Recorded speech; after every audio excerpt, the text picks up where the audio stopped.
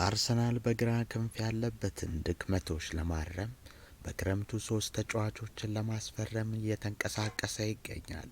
ሞርጋን ሮጀርስ በአስቶን ቪላ ቤት በ10 ቁጥር ቦታ የሚጫወተው ግብ አዳኙ ወደ ኤሚሬትስ ቢመጣ በግራ ክፍል በአርቴታ ሚና ይሰጠዋል ተብሎ ይጠበቃል። ብራድሊ ባርኮላ በፒኤስጂ ቤት ድንቅ አገልግሎት እየሰጠ ያለ ተጫዋች ሲሆን የአርሰናል ተቀዳሚ ታርጌት ይሆናል ተብሎ ይጠበቃል።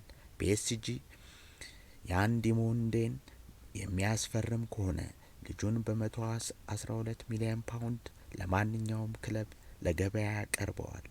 ሚኬአ ጎትስ ቤልጂየማዊ ለአያክስ የሚጫወት ተጫዋች ሲሆን በአያክስ ቤት በ41 ጨዋታ 17 ጎልና 15 አሲስት አለው።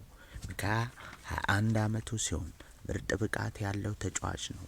ከሶስቱ በጣም ቅናሽ ያለው ተጫዋች ቢሆን አርሰናል እርሱን ለማግኘት ከፕሪሚየር ሊግ ጉንቱ ክለቦች ፈተና ይጠብቀዋል። ፍካት ቲዩብን ሰብስክራይብ ያድርጉ።